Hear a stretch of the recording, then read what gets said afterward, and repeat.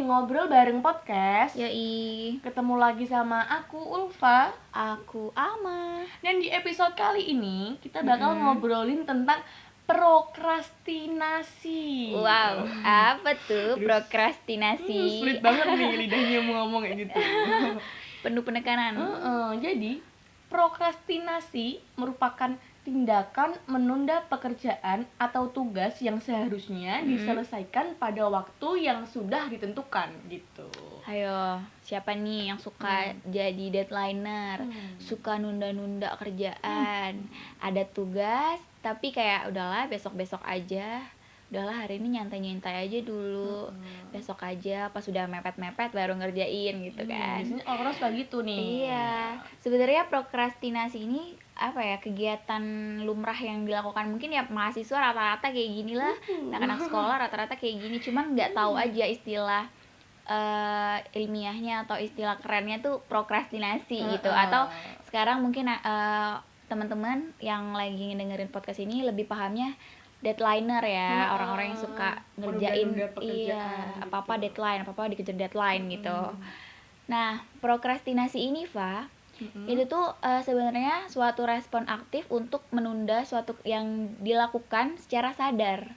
Oh, gitu. Jadi, orang yang prokrastinasi atau prokrastinator ini dia sadar ngelakuin itu. Iya, kayak ya pasti sadar lah orang ada kalimat yang Iya sih, bener. kalau ada besok kenapa harus hari ini. Nah, kan itu berarti sadar tuh orangnya. Cuman ya emang karena lebih apa ya, jadi kebiasaan. Terus mungkin juga ke trigger sama teman-teman yang lain juga, kayak udahlah teman-teman aku aja nyantai, ya udahlah nyantai aja dulu gitu. Orang-orang santuy ya. Aku banget itu. Lupa banget. Dan menurut Timothy Pichel, seorang peneliti dari Carleton University Kanada, menyatakan bahwa pada dasarnya prokrastinasi adalah permasalahan regulasi diri. Apa tuh? Jadi kita mengetahui apa saja yang perlu dikerjakan, tetapi nggak mendorong diri sendiri untuk melakukan usaha tersebut gitu loh. Kayak kita tahu itu salah, tapi kayak nggak ada usaha buat, nggak ada gerakan dari diri kita gitu loh, masih malas-malesan gitu. Terus kira-kira nih, kenapa sih orang jadi prokrastinator? Apa kira-kira penyebab dan faktornya kenapa dia jadi melakukan prokrastinasi? Gitu. Sebenarnya Apa, mungkin Pak? itu ya banyak banget penyebabnya. Cuma di sini kita kita bakal nyebutin beberapa aja yang umum gitu. Kayak kebanyakan orang tuh Gitu. faktornya karena ini gitu ya.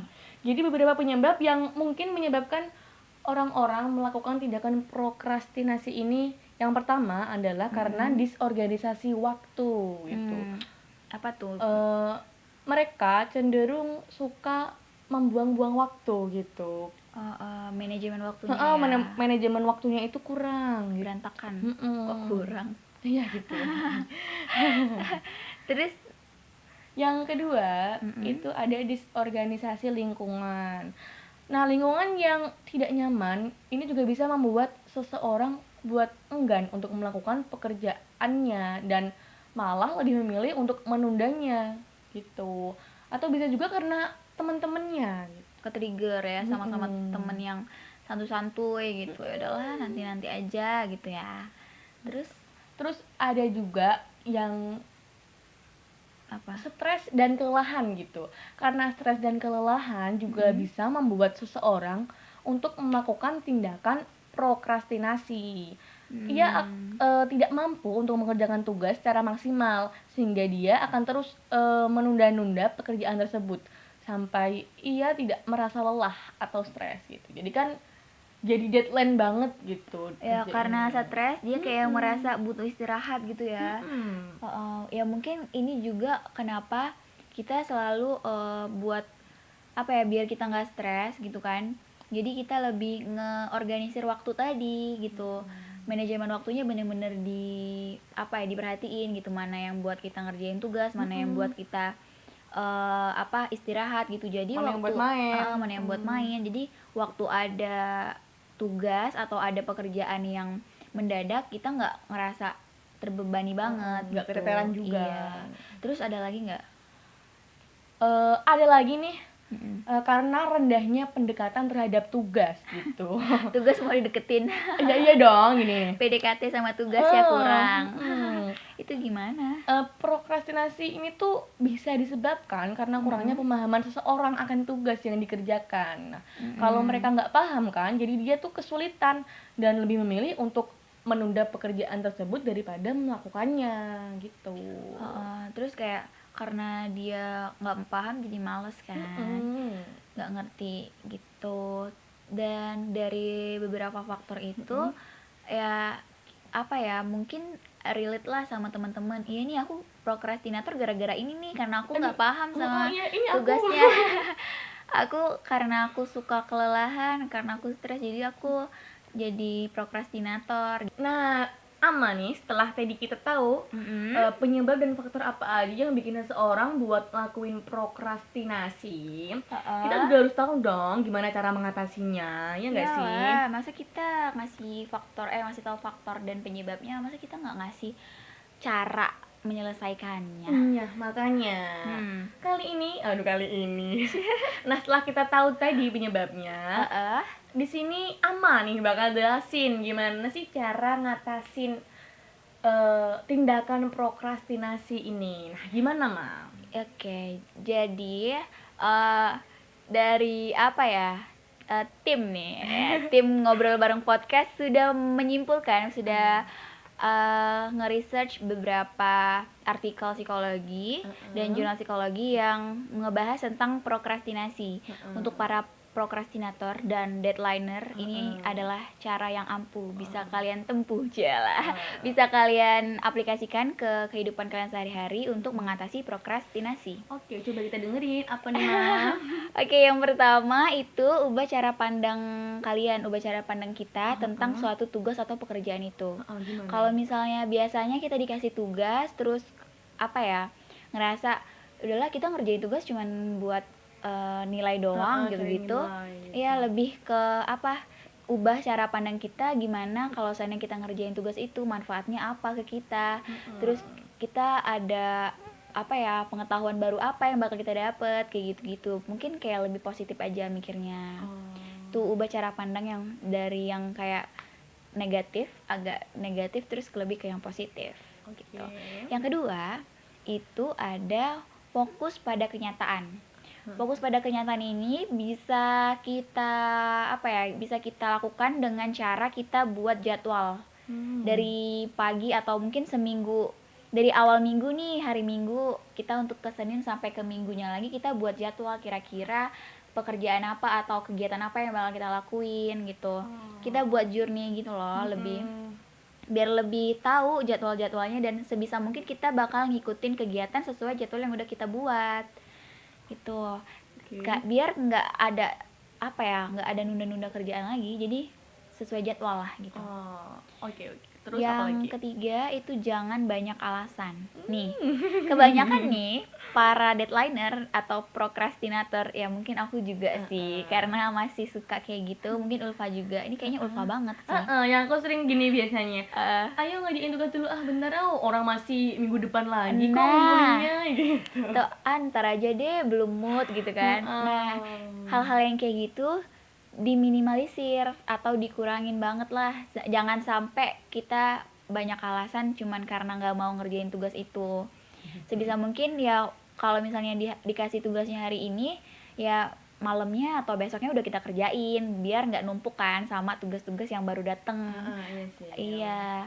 Terus yang keempat itu apresiasi diri sendiri. Nah, mengapresiasi diri sendiri itu bisa ngebuat kita lebih bersemangat untuk menyelesaikan tugas dengan menghilangkan keinginan untuk menunda.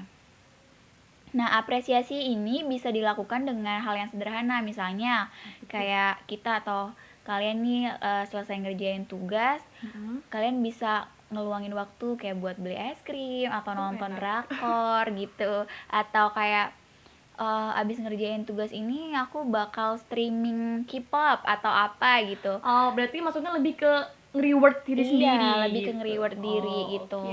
Jadi kayak lebih menghargain apa kerja keras kita gitu kan.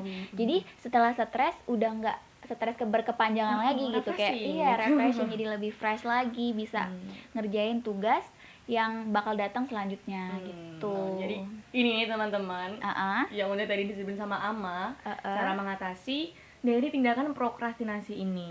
Iya betul.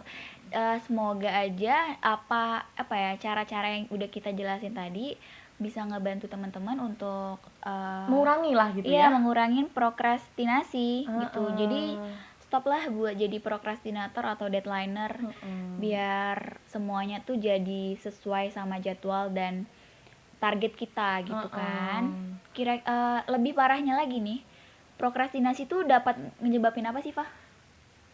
Dalam menurut kesehatan mentalnya gitu. Sebenarnya prokrastinasi ini tuh bisa dikatakan bahaya loh buat kesehatan mental kita gitu. Bahayanya? Karena prokrastinasi ini bisa menyebabkan stres, terus rasa bersalah dan krisis, terus merasa sangat kehilangan produktivitas pribadi. Terus ada juga membuat ketidaksetujuan sosial karena kita tidak memenuhi tanggung jawab dan atau komitmen gitu. Gitu. Tuh kan, hal yang sebenarnya udah setiap hari kita lakuin tuh jadi apa ya? Jadi nggak bisa bikin kita buat self love, ya kan? Bener. Katanya mungkin kita lebih banyak refreshing gitu. Aku mah self love aja gitu, kayak lagi self care nih, jadi nggak pengen pusing-pusing ngerjain tugas. Padahal akhirnya aslinya jadi bikin tambah masalah lagi nih, masalah baru gitu kan. Jadi buat teman-teman stop buat jadi deadliner atau prokrastinator, karena bener banget. Iya, karena banyak banget tuh kan penyebab dari untuk efek kehidupan sehari-hari. Akibatnya kan udah tadi kan disebutin. Terus juga dari kesehatan mentalnya juga jadi nggak baik gitu. Mungkin teman-teman ini merasa banget kalau menunda pekerjaan tuh bikin nyaman gitu. Tapi sebenarnya malah itu tuh nggak aman gitu. Lebih nyaman baik, tapi tidak aman. Lebih baik mengerjakan setiap hari sedikit demi sedikit jika dibandingkan dengan tidak mengerjakan sama sekali gitu. Jadi mulailah mencoba untuk mengerjakan pekerjaan jauh-jauh hari sebelum tenggat waktunya gitu. Walaupun mengerjakannya itu dilakukan dengan sedikit demi sedikit. Iya. Mungkin juga tipsnya nih tadi, kalau seandainya faktornya karena aku nggak ngerti nih tugasnya nih gimana sih, dosennya atau gurunya nggak jelas banget ngejelasinnya gitu. Nah itu bisa kalian atasi dengan mungkin tanya ke temen yang lebih paham, atau cari referensi yang bahasanya atau kalimatnya mungkin lebih kalian ngerti gitu kan. Cari pembahasan di YouTube atau di artikel-artikel yang lebih santai gitu. Dan buat ngatasinnya biar kita nggak bosen dengan satu tugas. Kalau misalnya tuh tugasnya berat banget, kayak ngerjain sekaligus tuh kayaknya aduh berat gitu, bosen. Nah bisa juga diatasin dengan kalau misal deadline-nya masih seminggu atau 10 hari lagi, kita bisa lakuinnya tuh setiap hari, luangin waktu sejam sampai 1,5 jam buat ngerjain tugas itu. Bener banget. Jadi kayak hamin berapa tugasnya dikumpul, kita udah kelar gitu kan, dan nggak ngerasa berat gitu karena dicicil. Ringan gitu ya. Apa? Jadi ringan gitu. Oh jadi ringan, iya. Tau nggak kedengaran aku apa? Angkringan. Sorry, kenapa ya kuping aku?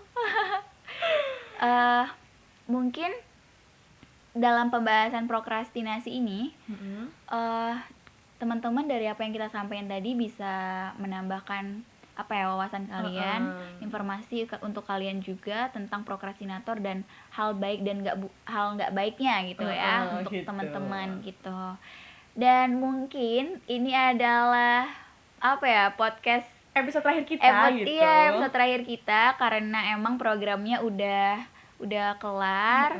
Jadi terima kasih sudah menemani selama 1 bulan ini ya, 4 kali podcast ini dalam 4 minggu. Semoga di minggu keempat ini menjadi podcast yang mengesankan lah buat teman-teman gitu kan. Iya. Lupa mau nyampein apa nih buat podcast yang ini? Ya, yang pertama Teddy makasih karena udah meluangkan waktunya buat dengerin curcol kita Iya. gitu. Betul. Terus semoga materi yang telah kita berikan dari episode pertama yaitu self love, kemudian ada setting boundaries, yang ketiga ada overthinking, dan ini yang terakhir adalah tentang prokrastinasi. Itu semoga menambah wawasan teman-teman semua gitu. Betul. Semoga ada apa ya, feedback yang baik juga dari teman-teman buat kita, karena sebenarnya feedback kalian tuh apa ya, suatu Sangat berarti banget gitu. buat kita gitu loh. Gimana sih responnya setelah mendengarkan podcast kita gitu. Malam minggu ini semoga menjadi malam yang menyenangkan untuk kita semua dengan mendengarkan ngobrol bareng podcast dengan tema prokrastinasi ini. Bisa mewarnai malam minggu teman-teman juga. Dan kamu nyampein apa terakhir nih buat teman-teman? Ada nggak? Tadi sih udah, terima kasih aja, sama tetap jaga kesehatan, jangan lupa. Iya, benar. Tetap jaga kesehatan, terapkan 5M. Ya. Apa itu, Mah? Memakai masker. Terus menjaga jarak, mencuci tangan, menjauhi kerumunan, dan membatasi mobilitas. Benar. Jangan lupa banyak-banyak minum air putih. Vitamin juga jangan lupa. Dan jangan lupa like, comment, dan subscribe. Dan share ke teman-teman kalian. Untuk para deadliner, mungkin teman-teman kalian yang sama nih, ini teman aku banget nih gitu. Tolong share ke dia juga ya. Gitu. Terima kasih. Bye.